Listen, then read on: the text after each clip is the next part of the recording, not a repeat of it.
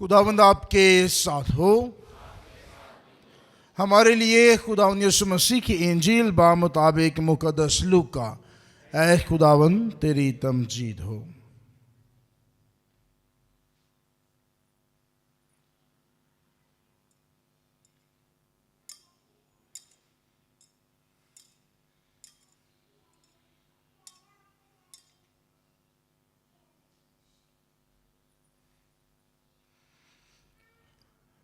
उसके छठे बाब में से उस वक्त यीशु अपने 12 शागिर्दों के साथ उतरकर मैदान में खड़ा हुआ और वहाँ उसके शागिर्दों की बड़ी जमायत और यहूदिया और यरूशलेम और सूर और सदूम के साहिल से लोगों का बड़ा हजूम भी था।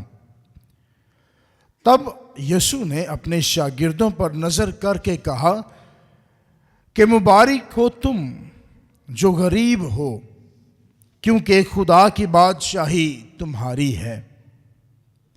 मुबारक हो तुम जो अब भूखे हो, क्योंकि सैर किए जाओगे। मुबारक हो तुम जो अब रोते हो, क्योंकि हंसोगे। मुबारक हो तुम जब इब्ने इंसान की खातिर लोग तुमसे कीना रखें और तुम्हें खारिज कर दें और मलामत करें और तुम्हारा नाम बुरा जानकर काट डालें। उस दिन खुश हो और शादमानी करो, क्योंकि देखो आसमान पर तुम्हारा अजर बड़ा है, क्योंकि उनके बाप दादा अंबिया के साथ भी ऐसा ही करते थे। मगर अफसोस तुम पर जो दौलतमंद हो, क्योंकि तुम अपनी तसल्ली पा चुके। अफसोस तुम पर जो अब सैर हो, क्योंकि तुम भूखे होगे। अफसोस तुम पर जो अब हंसते हो, क्योंकि मातम करोगे और रोगे। अफसोस तुम पर जब लोग तुम्हें भला कहें, क्योंकि उनके बाप दादा झूठे अंबिया के साथ भी ऐसा ही किया करते थे। इंजील मुकद्दस के वसीले से हमारे गुनाह माफ किए जाएं। मसीह खुदा में मेरे अज़्ज़ो, आज हम खुदा का शुक्र अदा करते हैं कि खुदा ने एक दफ़ा फिर हमें ये मौका, ये फजल, ये बरकत अता की है कि हम खुदा के घर में आए, खुदा के पाक कलमे को सुने और सुनकर उस पर अमल करें और खुदा यीशु मसीह के पाक बदन और पाक खून की ज़ियाफ़त में शामिल हों। मसीह मेरे जो आज हम पाकमा कैथोलिक कलीसिया के साथ मिलकर आम इतवारों में से छठे आम इतवार की इबादत खुदा के हजूर अदा कर रहे हैं। आज का कलाम हम सबको चुनाव की दावत देता है। चुनाव है दो चीजों के दरमियान, या हम अच्छाई का चुनाव कर लें या बुराई का, या हम वफादारी का चुनाव कर लें या बेवफाई का, या हम ईमान का चुनाव कर लें या बेईमानी का, और सबसे बड़ा हम चुनाव कर लें या खुदा का या शैतान का। आज चुनाव की बात है और हमारा चुनाव जो है वही तयन करता है कि हमारा नतीजा क्या होगा, फ्यूचर क्या होगा, मुस्तकबिल क्या होगा। ये हमारा आज का चुनाव डिसाइड करता है कि हमारा फ्यूचर क्या होगा, कल को नतीजा क्या होगा जो आज हमने चुन लिया है। आज की पहली तिलावत यिर्मयाह नबी के सहीफे से ली गई। याद रखें, अंबिया कराम जो थे वो हमेशा, कोई भी नबी है, हमारी बाइबल मुकद्दस में, कैथलिक बाइबल में कुल 17 नबी हैं, जिनमें 4 बड़े नबी हैं, 4 बड़े नबी और बाकी के 13 जो हैं वो छोटे नबी जिनको कहते हैं। मसीह में मेरे ये जो नबी जिनको हमें किताबें हैं हमारी बाइबल में, चाहे ये हैं या वो जिनका वैसे हमारी बाइबल मुकद्दस में जिनका जिक्र पाया जाता है, हर नबी जो है वो खुदा की तरफ से चुना जाता था ताकि खुदा के पैगाम को उसकी उम्मत तक पहुंचाए, और उस पैगाम में कोई मिलावट नहीं। यानी ये नहीं है कि अब मैं ये कहूं कि खुदा का पैगाम ये है, अगर मैंने ऐसा ही कहा तो शायद उनको गुस्सा ना लग जाए, तो चलो मैं ऐसे करके बता देता हूं। नहीं, ऐसी बात नहीं थी। जैसा खुदा का पैगाम है वैसा ही आगे पहुंचाना है। और यिर्मयाह नबी की आज बात की जा रही है, तो याद रखें कि इसको भेजा गया था ताकि खुदा का पैगाम उस दौर के लीडर्स के लिए, जो काहिन थे, जो उस वक्त के नबी थे, उनके लिए खुदा का पैगाम। और खुदा का पैगाम क्या था? कि वो अच्छे चरवाहे बने, अच्छे चरवाहे बने, खुदा के दिल के मुआफिक चरवाहे, वो चरवाहे जो अपनी उम्मत के बारे में सोचें, जो अपने दिल में अपनी उम्मत के लिए प्यार और मोहब्बत रखें, और उनको ये बताना कि तुम अच्छे चरवाहे नहीं हो। ये यिर्मयाह नबी के लिए ये आसान नहीं था, बड़ी मुश्किलों का, परेशानियों का, तंगियों का सामना करना पड़ा। लेकिन यिर्मयाह नबी अपने तजुर्बे से, अपने ईमान से एक खूबसूरत बात सिखाता है कि वो जिसका तवक्कल, जिसका ईमान, जिसका इन्हिसार खुदा पर है, खुदा की पाक मर्जी पर है, खुदा के वादों पर है, वो कभी भी नहीं हार सकता है। कैसी भी मुश्किल हो, कैसी भी परेशानी हो, कैसी भी तंगी हो, जिसका ईमान खुदा पर है वो कभी भी नाकामयाब नहीं होता है। वो हमेशा आगे बढ़ता है, बरकतें पाता है, फजल पाता है। लेकिन शर्त सिर्फ एक है कि ईमान मजबूत हो, खुदा पर ईमान हो। आज के जो ज़बूर हमने पढ़ा है, ये पहला ज़बूर है। मज़ामीर जो हैं उनमें पहला ज़बूर है, और इसमें भी 2 किरदारों की बात की गई है। और वो 2 किरदार क्या हैं? एक किरदार है जिसको शरीर कहा गया है, शरारत करने वाला, वो जो खुदा की राहों पर नहीं चलता है, वो जो खुदा के हुक्मों पर नहीं चलता है, वो जो खुदा से दूर रहता है। और लिखा है कि शरीर किसकी मानंद है? खारदार झाड़ी की मानंद है, और जब उस पर शक्ति होगी तो क्या होगा? वो जड़ से उखाड़ दिया जाएगा। क्यों? क्योंकि उसकी जड़ें जो हैं वो मजबूत नहीं है। लेकिन वो जो खुदा पर ईमान रखता है, जो खुदा के हुक्मों के मुताबिक चलता है, जो अपनी जिंदगी में खुदा को पहली तरजीह देता है, उसको उस दरख्त से तशबीह दी गई है जो पानी के किनारे लगाया गया है। जो पानी के किनारे लगाया गया है, उसकी जड़ें कहां पर हैं? तरी में हैं। उसकी जड़ें तर रहती हैं, और अगर गर्मी पड़े या कुछ भी हो तो उसको नुकसान नहीं होता है। क्यों? क्योंकि उसकी जड़ें कहां पर हैं? तरी में हैं। और हम में वो ईमानदार जिसकी जड़ें, जिसकी ईमानी जड़ें खुदा में हैं, खुदा के हुक्मों में हैं, यीशु मसीह की इंजील में हैं, याद रखें कि कैसी भी मुश्किल, परेशानी, तंगी, बीमारी कुछ भी हो, हम हमेशा खुदा में मुस्तकिल रहते हैं, वो जो खुदा पर ईमान लाते हैं। मसीह में मेरे इज़्ज़ो, आज ऐसी ही बात इंजील मुक़द्दस में भी की गई है। आज हमने मुक़द्दस लूका के मुताबिक इंजील पढ़ी, जिसमें हमने मुबारकबादियां पढ़ी हैं। याद रहे कि 2 इंजीलें हैं, मुक़द्दस मत्ती की इंजील और मुक़द्दस लूका की इंजील। कौन कौन सी इंजील? मुक़द्दस मत्ती की इंजील और मुक़द्दस लूका की इंजील। ये 2 इंजीलें हैं जिनमें हमें मुबारकबादियां मिलती हैं। जब हम मुक़द्दस मत्ती की इंजील की बात करते हैं तो मुक़द्दस मत्ती की इंजील उसका 5वां बाब, कौन सा बाब? 5वां बाब। मुक़द्दस मत्ती की इंजील उसका 5वां बाब, उसमें हमें 9 मुबारकबादियां मिलती हैं। कितनी मुबारकबादियां? 9 मुबारकबादियां हैं।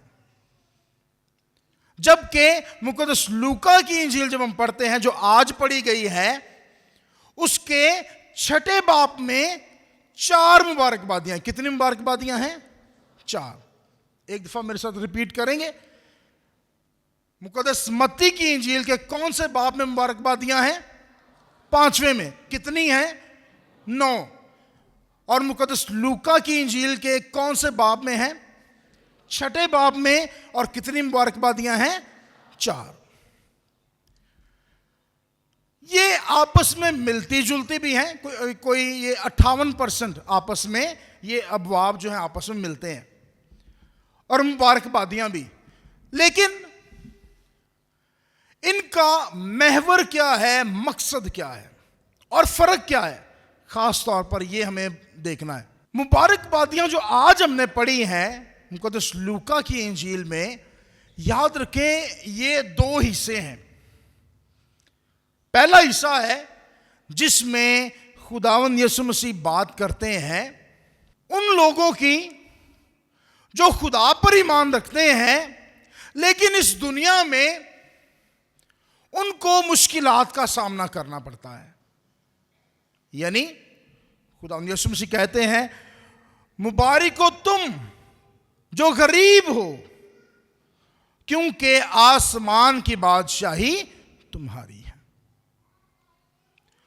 मुबारक हो तुम जो अब रोते हो, क्योंकि तुम क्या करोगे? हंसोगे। मुबारक हो तुम जो अब भूखे हो, क्या किए जाओगे? सैर किए जाओगे। मुबारक हो तुम जब लोग तुम्हें लान तान करें, काट डालें, अपने में से निकाल दें। और खुदावंद यीशु मसीह कहते हैं कि तुम्हारा कहां पर अजर बड़ा है? आसमान पर। ये 4 सूरत हाल खुदावंद यीशु मसीह आज हमारे सामने पेश करते हैं।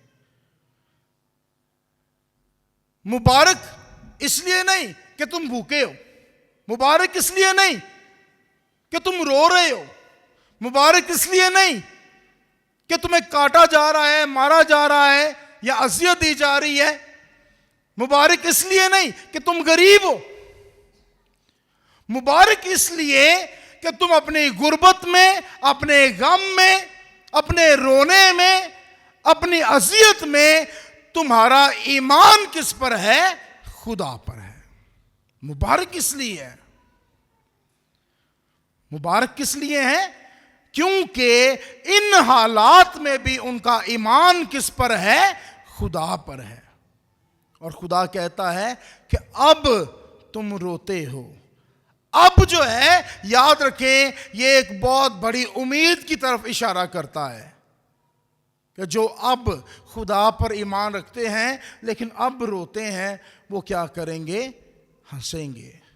जो अब भूखे हैं वो क्या किए जाएंगे? सैर किए जाएंगे। जो अब सताए जाते हैं वो बाद में क्या है? हमेशा की खुशी पाएंगे, अजर पाएंगे।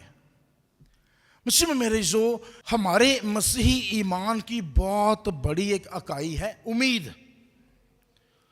उम्मीद जो है ये हमारे ईमान की बहुत बड़ी इकाई है। यहां तक कि मौत जो दुनिया की अटल हकीकत है, जिसका सामना हर एक ने करना है, इस हकीकत के चलते भी खुदावंद यीशु मसीह हमसे वादा करते हैं, उम्मीद देते हैं। और उम्मीद क्या है? मैं तुमसे पहले जाता हूं ताकि तुम्हारे लिए जगह तैयार करूं, और जब आऊंगा और तुम्हें अपने साथ ले लूंगा, ताकि जहां मैं हूं वहां तुम भी हो। हमारी तो उम्मीद ही बहुत बड़ी है। भूख, प्यास, रोना, ये तो बहुत छोटी बातें हैं। हमें तो इतनी बड़ी उम्मीद खुदावंद यीशु मसीह ने दे दी है कि जब हम इस जहाने फानी से कूच करेंगे, रहलत करेंगे, मौत जो अटल हकीकत है उसका सामना करेंगे, तब भी हमारा खुदावंद हमें उम्मीद देता है कि तुम फिर से क्या होगे? जी उठोगे। इससे बड़ी उम्मीद और क्या हो सकती है? आज की इंजील के दूसरे हिस्से में उन लोगों के बारे में बात की गई है जो इस दुनिया को, दुनियावी चीजों को, दुनियावी सूरत हाल को अपने लिए सिक्योरिटी समझते हैं। जो समझते हैं कि अगर मेरे पास पैसा है, अगर मेरे पास ये इंसान है, अगर ये सपोर्ट है, तो मुझे कोई कुछ नहीं कह सकता। जो खुदा से ज्यादा लोगों पर, पैसे पर, अनाज पर ज्यादा ईमान रखते हैं। और आज खुदावंद यीशु मसीह कहते हैं कि अफसोस तुम पर जो दौलतमंद हो, अफसोस तुम पर जो अभी सैर किए जाते हो, अफसोस तुम पर जो अभी हंसते हो। याद रखें, हंसना गलत नहीं है, अनाज होना, खाना पीना गलत नहीं है, दौलत खुदा की बरकत है, दौलत होना गलत नहीं है, लेकिन उसके साथ ईमान का होना बड़ा लाजमी है। अगर दौलत है, अगर खाने पीने के लिए भी है, अगर हमारी जिंदगी में खुशियां भी हैं, लेकिन हम क्या कहें कि अब हमें खुदा की जरूरत नहीं है, क्योंकि पैसा ही सब कुछ है, क्योंकि खाना पीना ही सब कुछ है, खुशियां ही सब कुछ है। और आखिरी बात जो की गई है कि जब हमें लोग भला कहें, सिर्फ कभी ये होता नहीं है कि आपके बारे में सारे अच्छा ही सोचते हो, ठीक है? याद रखें, अगर सारे आपके बारे में अच्छा ही सोच रहे हैं ना, तो फिर उसमें कुछ खराबी है। क्योंकि खुदावंद यीशु मसीह कहते हैं कि अगर तुम्हें सारे भलाई कहते जाएं, तो ऐसा वो पहले भी झूठे नबियों के साथ करते रहे हैं। जो सच बोलता है, जो हक की गवाही देता है, उसे मुश्किलात का भी सामना करना पड़ता है। कई दफा अपनों का सामना भी करना पड़ जाता है और बाहर वालों का भी, लेकिन शर्त यह है कि सच और हक की गवाही दी जाए। और जिन्होंने हक की गवाही दी, सच की गवाही दी, याद रखें, उनको कुर्बानी भी देनी पड़ी। सबसे बड़ी हमारे पास मिसाल जो है, खुद खुदावंद यीशु मसीह की पाक सलीब। जब वो हक पर खड़ा हुआ, जब उसने हक और सच की गवाही दी, तो याद रखें कि उसको कुर्बानी क्या देनी पड़ी? कोहे कलवरी पर अपनी जान देनी पड़ी। याद रखें, हक और सच के लिए आपको मुश्किलात का, तानों का, मुखालफत का, और यहां तक कि शायद कई दफा अपनी जान की कुर्बानी देने का भी आपको तजर्बा हो सकता है, जब ईमान, हक और सच की बात करेंगे। आज खुदावंद यीशु मसीह कहते हैं, अफसोस किस पर? दौलतमंद पर। अफसोस उस पर जो अभी हंस रहा है, अफसोस उस पर जो अभी शेर है।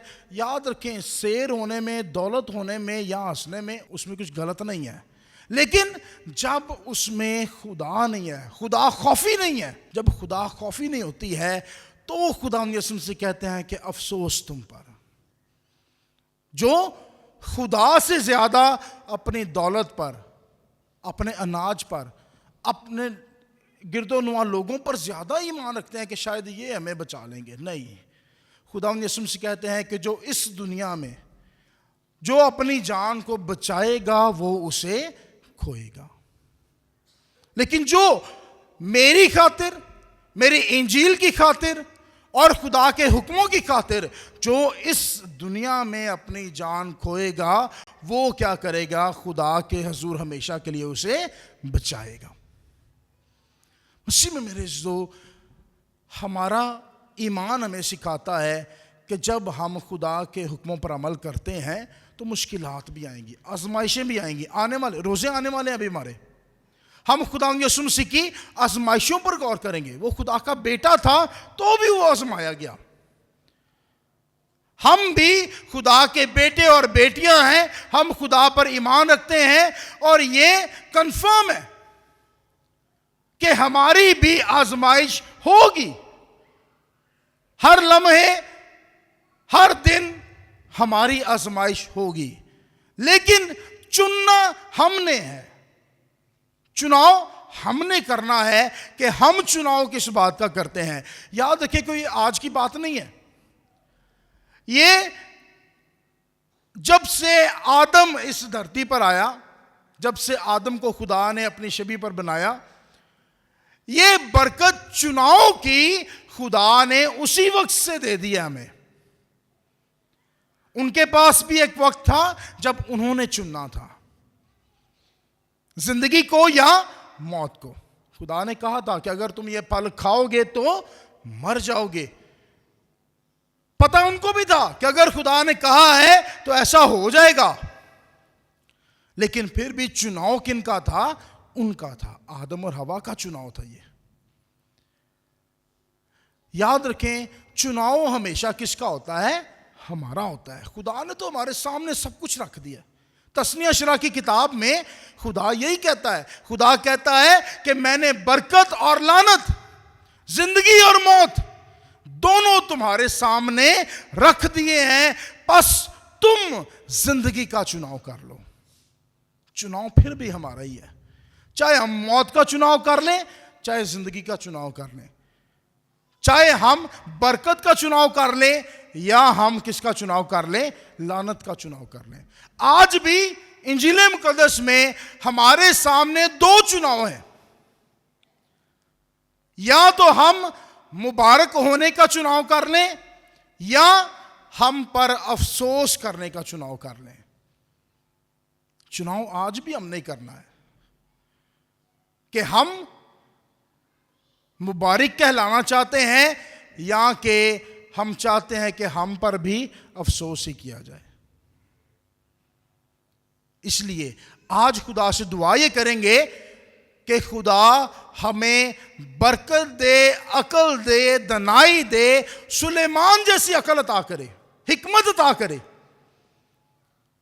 कि हम अपनी जिंदगी में चुनाव ऐसा करें कि हम हमेशा की जिंदगी पाएं। खुदा यीशु मसीह कहते हैं कि जान देने तक वफादार रहे तो मैं तुझे जिंदगी का ताज दूंगा। चुनाव हमारा है, वफादारी का चुनाव करना है या बेवफाई का चुनाव करना है, मोहब्बत का चुनाव करना है या कि खुदा से दूर जाने का चुनाव करना है, खुदा के हुक्मों पर अमल करने का चुनाव करना है या हुक्म अदूली का चुनाव करना है।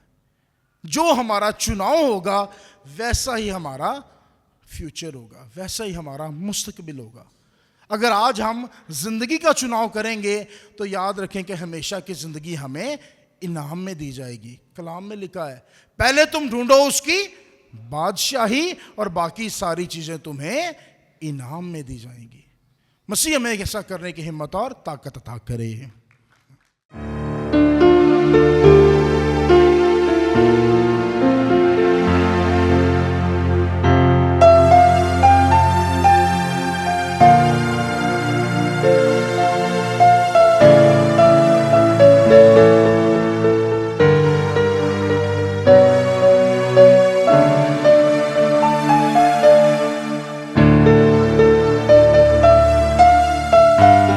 है।